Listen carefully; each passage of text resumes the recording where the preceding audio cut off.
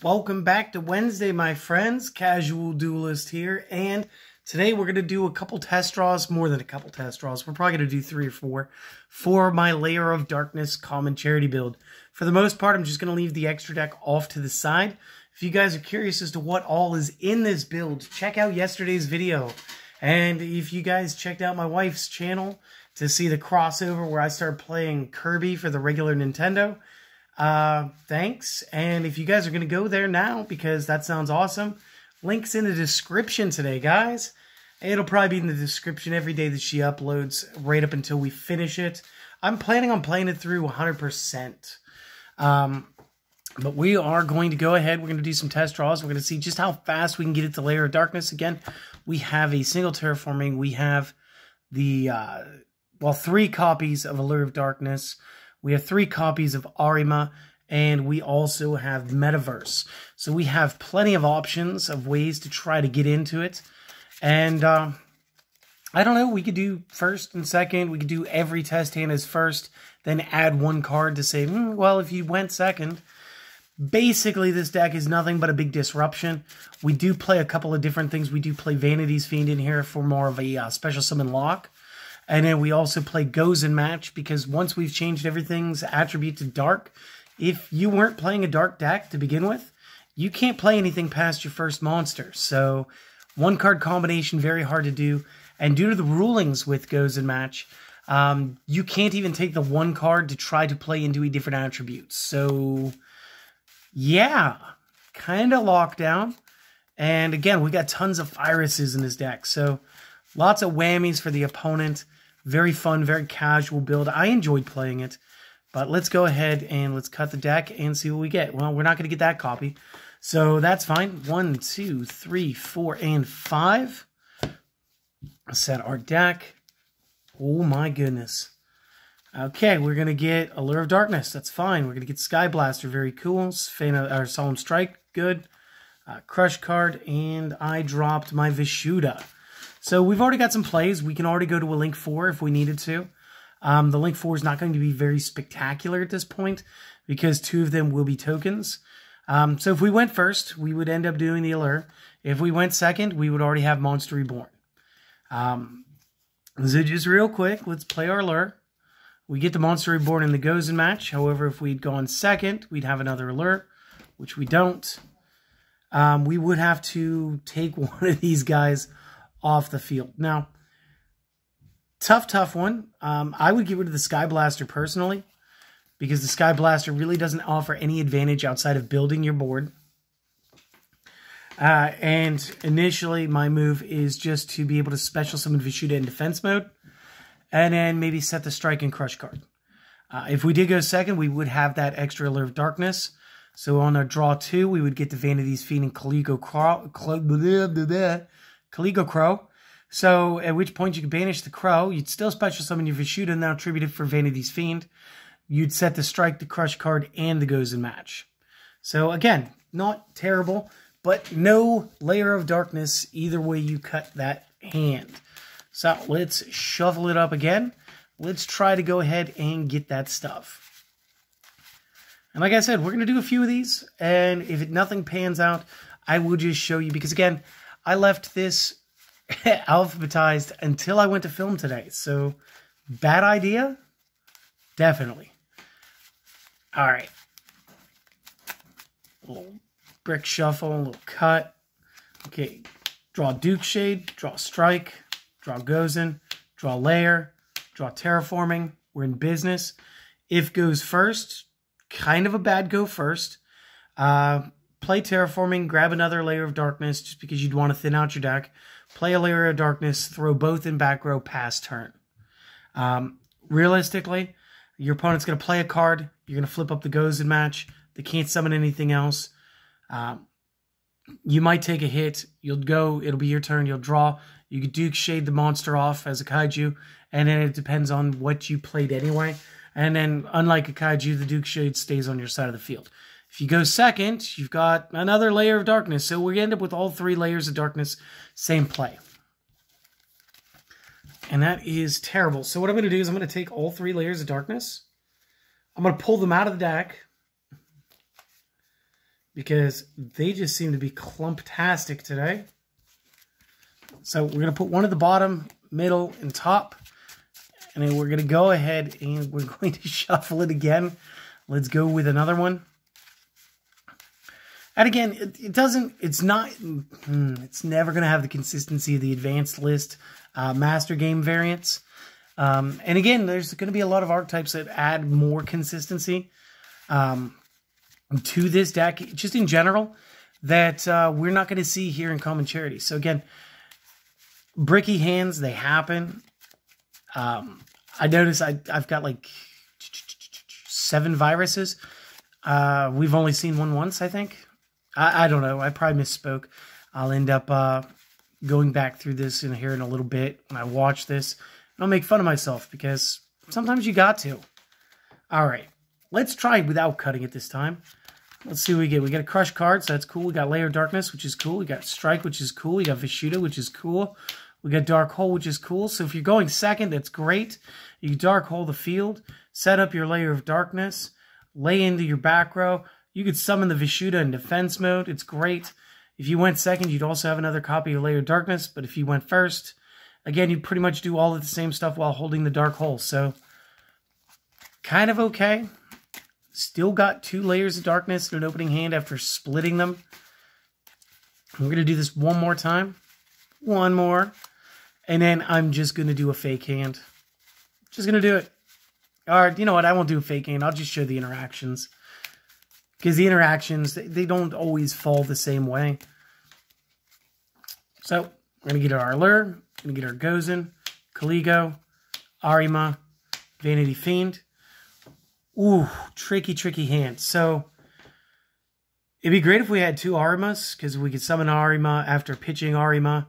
That'd be fine. This really depends on if you're going first or if you're going second. If you're going first, you're probably going to dig right into the Allure, and you're just going to depend on what you're going to do. Because there are other ways to get your Lair of Darkness outside of Arima. So let's pretend if you had gone second, you'd have this. Then you'd have your Allure. Second seems to be the better play. You'd get rid of your Kaligo. Still no real way to special summon everything. But what you'd end up doing is you pitch your Arima. Boop-a-doop-doo. Let's do that. So this would be there. He'd be pitched. I got banished. 1, 2, 3, 4, 5. Grab Lair of Darkness. You'd play your Lair of Darkness. You'd set up your Gozen match. You'd set up your Metaverse just in case they do like a Twin Twister bit to the Lair of Darkness beforehand, because they'll still choose something else. And then you still end up with these 3 characters in your hand. There's really no good way to play them, because these 2 are both better when something is already out on the field. One play would have been that, and again, I hate talking about the big what-ifs, but if we had Vishuda instead of either one of these 2, that would have been great. You could have played Vishuda. If we had Vishuda instead of the Sky Blaster, you do that, Kaligo. Then you'd leave Vishuda in defense. You play over your Kaligo with your Vanity Fiend. You'd have a lockdown there. You'd be able to Lair Gozen match there.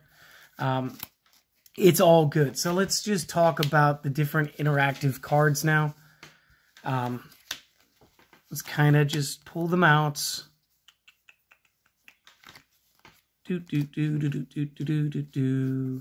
Where's my Crush card, guys? There it is. Alright, so I think those are all the important ones. So the biggest thing is, Lair of Darkness is going to allow us to tribute monsters from our opponent's side of the field as though we had them, because they are dark. So real quick, what that lets us do is we can infect our opponent's hand with the different virus cards. Again, Crush card, kind of useful, more in the master version of the game, only because you'd be able to go after like the small attack point link monsters and really be able to break apart things like Rocket Dragon Links. Deck Devi still putting in the work the way that it always did. Deck Devi also getting a good chunk of hand traps out of the way. And then Eradicator Epidemic. A lot of decks can't play without their spells, and a lot of decks aren't running traps. So Eradicator Epidemic really takes care of spells right out of your opponent's hand. And, of course, for the next 3 turns. So what you end up with is not only do we offboard a monster, but we're plussing with the effects. So we get to do all of that just because of the Lair of Darkness. Instead of running Kaiju cards, we can run Duke Shade.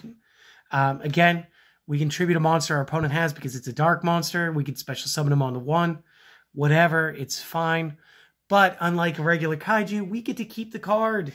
So again, it's another way of being able to play the Vanity's Fiend. We're able to special summon, then go into our normal tribute summon. And then it'll count as 2 cards being tributed. Vanity will cancel out the Lair of Darkness, so no tokens will get distributed, which again, it's kind of fine. And again, allows us that when we're playing our traps during our opponent's turn with Vanity Fiend face up, we're not actually special summoning tokens onto our opponent's side of the field through the Lair of Darkness last effect. So again, kind of a give and take. Just be aware that there are some negative interactions within this deck. And then one of my favorites is Arima. So not only can he be pitched to grab a Lair of Darkness, that's immediately 6 copies of Lair of Darkness, but there are reasons to keep him as a monster as well. And this allows you to draw or to add from your deck to your hand cards that have at least 2,000 defense points or more. And this will allow you to play grab Vishudo from your deck.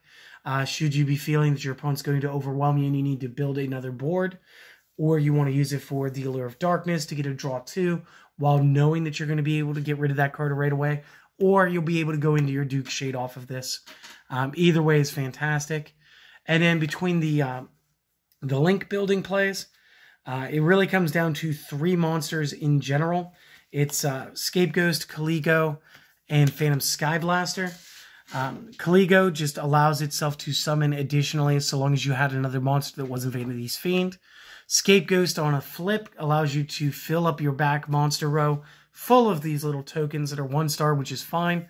And Phantom Skyblaster lets you populate with a bunch of level 4s. So again, this can allow us to get into Synchro 5, which is our Chambara, which is fine. Additionally, it gets us into building links. And again, we've got some cool options of what we can do there. And again, you could use them all for the Steel Star Regulator too. Just to go ahead off like the Sky Blaster, just use 3 tokens. It'll go up like 1,200. It won't be the world's strongest card, but it's still fun. You can still do it. So I think that's all the time I'm going to take from you guys today. The deck really is kind of self-explanatory, and unfortunately, I just didn't draw a crazy enough hand to where I could make it look like an appetizing play. But I promise, when it's properly shuffled and everything, you do get good breaks. This did win in the, we did a little gauntlet. This won about 65% of the time. Let me check the numbers real quick. Yeah, 65. So I did get that right. And that's fine. We were just playing against other common charity builds. And so it was able to hold its own a little more than half the time. I'm not sure that that number really helps. But it is what it is. It's a fun build. And it's definitely more fun than playing Mystic Mine, guys. When I won, I felt like I earned it. When I lost, it didn't feel like... It didn't feel cheap. It didn't feel anything. It was just okay. So, guys, take it for what it is. Go play it. Go try it. Hopefully, you guys enjoyed this deck. Hopefully, you guys go check out my wife's channel and watch me play some Kirby. And just have a great day, guys. If you want to support the channel, subscribe here, subscribe there. Continue watching both, maybe. And see you guys next time with an advanced list deck. And I think you guys know, but it's going to be Lair of Darkness. So check it out tomorrow. Later.